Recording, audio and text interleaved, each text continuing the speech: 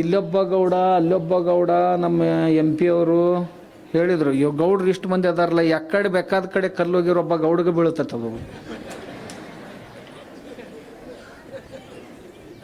ಅಷ್ಟು ಮಂದಿ ಗೌಡ್ರು ಅದಾರ ಇದ್ರಾಗ. ಬೇಕಾದ ಕಡೆ ಹೋಗಿರೋ ಒಂದು ಕಲ್ಲ ಯಾವರೊಬ್ಬ ಗೌಡ್ಗೆ ಬಡಿತೈತದು ಹೋಗಿ.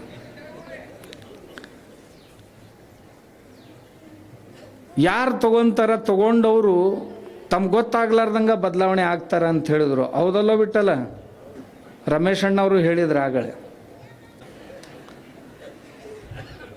ಅಪ್ಪಗಳಿಗೆ ಗಿಡ ಹಿಡಿಸ್ತಿದ್ದು, ಹೌದಿಲ್ಲೋ?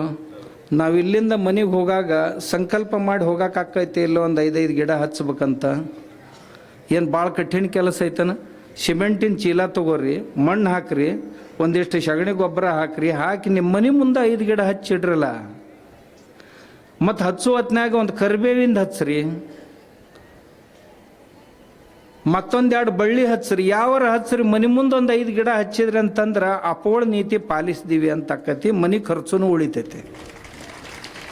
ಹೊಲ್ದಾಗ ಹಚ್ಚಿದ್ರಿ ಅಂತಂದ್ರೆ ನಿಮ್ಮಂಥ ಮಹಾನುಭಾವರ ಯಾರೂ ಇಲ್ಲ. 0.62% ಇಲ್ಲಿ ಫಾರೆಸ್ಟ್ ಬಿಜಾಪುರದ್ದು, ಬರೀ 0.62. ಎಲ್ಲಿ 22ರಿಂದ 32% ಫಾರೆಸ್ಟ್ ಇರಬೇಕು, ಅಲ್ಲಿ ನಮ್ಮ ಜಿಲ್ಲಾದ. ನಾವು ಆದರ್ಶ ಇಲ್ಲಿ ಒಂದು ಮಾತು ಹೇಳಿದ್ದೆ, 1000 ಎಕರೆ ಒಳಗೆ ಅರಣ್ಯ ಮಾಡೋಣ ಅಂತ. ಅವು ನಮ್ಮ MB ಪಾಟೀಲ್ರು ಇಲ್ಲಿ ಸರ್ಕಾರದ್ದು ಈ ಮಮದಾಪುರ ಹತ್ತಿರ 1000 ಎಕರೆದಾಗ ಸನೇಕ್ ತಂದಾರ. ಮತ್ತು ಅದನ್ನು ಸರ್ಕಾರಿ ಇದ್ರೊಳಗೆ ಅಪಗಳ ಸ್ಮೃತಿಗಾಗಿ ಅಂತ ಹೇಳ್ಯಾರ.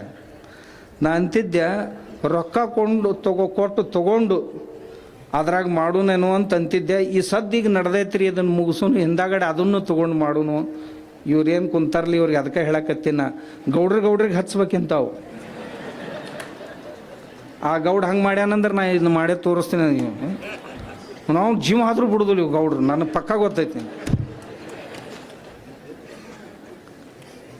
ಅವ್ರೊಂದು 1000 ಎಕರೆದೊಳಗೆ ಗಿಡ ದೊಡ್ಡ ಹಚ್ಚಾರ.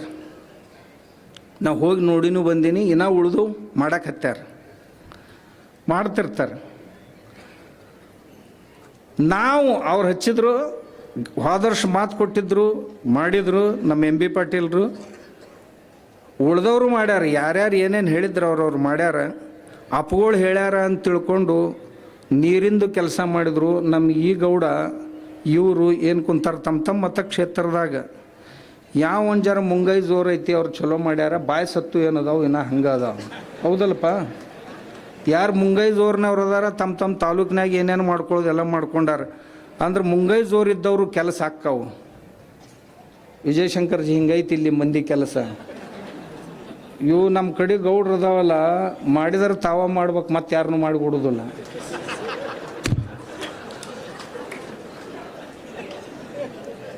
ಈ ಗೌಡನ ಹಣಿಬೇಕಾಗಿತ್ತಂದ್ರೆ ಮತ್ತೊಬ್ಬ ಗೌಡನ ಬರ್ಬೇಕು, ಹಿಂಗೈತಿ. ಮತ್ತು ಮನುಷ್ಯನ್ಯಾಗ ಬತ್ತ ಅವನು ಗುಡ್ಡ ಸಹಿತ ಸರಿಸ್ತಾರೆ ಒಂದು ಗುಡ್ಡದಲ್ಲಿ. ಅದ್ರಾಗ ಅಪ್ಪಗಳ ಬಾಯಿಂದ ಬಂತಂದ್ರೆ ಆಗಲಿ ಶಿವಾನಂದ ಹೇಳಿದ್ನಲ್ಲ, ಮುಗೀತು ವೇದ ವಾಕ್ಯ. ಅವ ತನ್ನ ತಾಲೂಕು ಅಟ್ಟ ನೋಡ್ಕೊಳಣ, ಇಲ್ಲಿ ಗೌಡದಲ್ಲ ಇವ ತನ್ನ ತಾಲೂಕು ಅಟ್ಟ ನೋಡ್ಕೊಳಣ. ನೋಡ್ಬೇಕಾರೆ ನಾವು ಉಳಿದವ್ರಿಗೆ ಎಲ್ಲರನ್ನೂ ನಮ್ಮ ಗೂಡು ಕರ್ಕೊಂಡು ಹೋಗ್ಬೇಕಂತ ಹೋದ್ರೆ ಅಪ್ಪಗಳ ಕನಸು ಪೂರ ಆಕೈತಿ. ನಾವೇನು ಕುಂತವ್ರು ಅದೀವಲ್ಲ, ಇವ್ರದ್ದು ಅಷ್ಟ ಮಜಾ ನೋಡೋದು ಬೇಡ. ನಾವು ನಮ್ಮ ಮನ್ಯಾಗ ನಮ್ಮ ಹೊಲದಾಗ 4 ಗಿಡ ಹಚ್ಕೊಳಕ್ಕೆ ಬರ್ತೈತೆ ಅಂತೀರಿ, ಇಲ್ಲ ಅಂತೀರಿ. ಹಚ್ಕೊಂಡ್ರೆ ಅಂದ್ರೆ ಗುರು ನಮನಕ್ಕೆ ಹೋದದ್ದು ಸಾರ್ಥಕ ಆತು ಅಂತ ತಿಳ್ಕೊಬೇಕು. ಗುರು ನಮನಕ್ಕೆ ಏನು ಹೋಗಿದ್ದೇವಲ್ಪ, ಈ ವರ್ಷ ಸಂಕಲ್ಪ ಮಾಡಿ ಹೋಗೋನು, 4-5 ಗಿಡಗಳು ಹಚ್ಕೊಳ್ಳೋನು ಹೊಲದಾಗ. ಸಾಧ್ಯದ್ರೆ ಊರಾಗ ಯುವಕರು ಊರಿಗೊಂದು ವನ,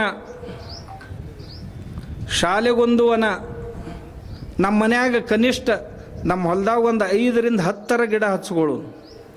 ನೀವು ಹ್ಞೂ ಅನ್ರಿ, ನಾವು 1 ಕೋಟಿ ಗಿಡಗಳನ್ನು ಪುಕ್ಕಟೆ ಕೊಡಕ್ಕೆ ತಯಾರಿದೆ ನಿಮ್ಗೆ. 1 ಕೋಟಿ ಹಚ್ಚಲಿಲ್ಲ ಅಂದ್ರೆ 10 ಕೋಟಿ ವಸೂಲು ಮಾಡ್ತೀನಿ, ಒಬ್ಬನ್ನು ಬಿಡೋದಿಲ್ಲ. ಇನ್ನೊಂದು ಅವು ಬದುಕಲಿಲ್ಲ ಅಂತಂದ್ರೆ ಒದ್ದು ವಸೂಲು ಮಾಡ್ತೀನಿ, ಮತ್ತು ಬಿಡು ಪೈಕಿ ಅಲ್ಲ. ಇವು ಸ್ವಾಮಿಗಳು ಅಂದ ಕೂಡಲೇ ಭಾಳ ಮೆತ್ತಗ, ಅಪ್ಪಗಳು ಶಿಷ್ಯರದಾರ ಭಾಳ ಮೆತ್ತಗ, ನನ್ನ ಹಿಂಗೆ ಬೆಳೆಸ್ಯಾರ ಅವರು. ಒದ್ದು ವಸೂಲು ಮಾಡವನ. ಅದಕ್ಕೆ ನೀವೆಲ್ಲರೂ ಮನ್ಯಾಗ ಹಚ್ಚ್ರಿ.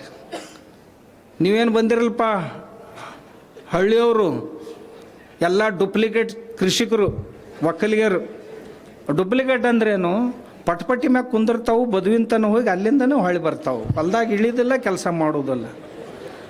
ಬಂದು ಮತ್ತು ಬಿಜಾಪುರದಾಗ ಹಿಂಗಿಟ್ಟು ತಿರುಗಿ ಚಾ ಕುಡ್ದು ಒಂದಿಟ್ಟು ಊಸಿ ಗೀಸಿ ಏನು ಹಚ್ಚೋದಿತ್ತಂದ್ರೆ ಹಚ್ಚಿ ಮತ್ತೊಂದಿಟ್ಟು ಗುಟ್ಕ ತಿಕ್ಕಿ ಝಟ್ಕ ಹೊಡ್ಕೋತಾನೆ ಮನೆಗೆ ಹೋಗಿರ್ಬೇಕು. ಇಲ್ಲಿ ಬಂದವ್ರು ಆ ಮಾತಲ್ಲ, ನಾವು ಆ ಮಂದಿ ಇಲ್ಲಿ ಬರೋಕೆ ಸಾಧ್ಯ ಇಲ್ಲ.